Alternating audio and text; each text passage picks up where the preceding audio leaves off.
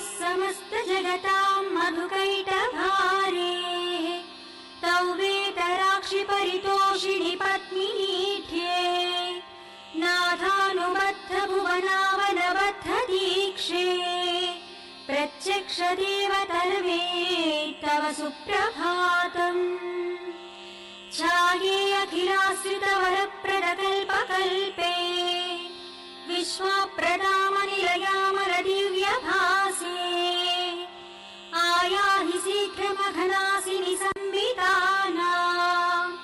श्रीसूर्यदैवतव मे तव सुप्रभातम् प्रेम्णा वरं पतिपुरस्मृतिमस्नुवाने नव्याब्जरागसहजन्म मनोज्ञकान्त्या शोभां विधायिनि उष्णे गगने पृथिव्या प्रत्यक्ष दैवतर्मे तव सुप्रभातम्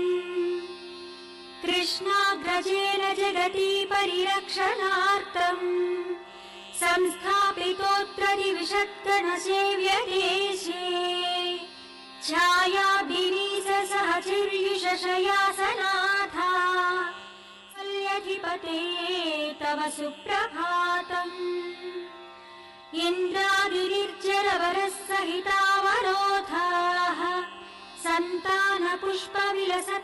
सन्तानपुष्पविलसत्करसम्पुटास्ते त्वद्धर्मणोत्सव कुतूहलचेतनश्च श्रीसूर्यदैवत विभो तव सुप्रभातम् तरं विरौति गृहकुक्कुटमण्डलीयम्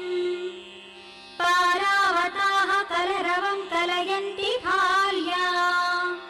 केळीशुकामलयमारुतमालवन्ती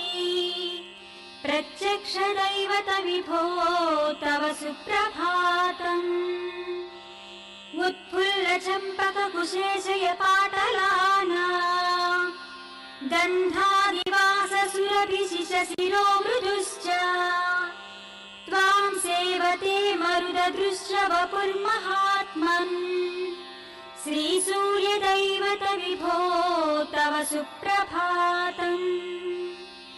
स्वामिन्नदप्रवृजिनापः पुष्करिण्या स्नाताः प्रपूतमनसः स्मृतिवर्मनिष्ठाः गायन्ति साममधुरं ऋषितुल्यविप्र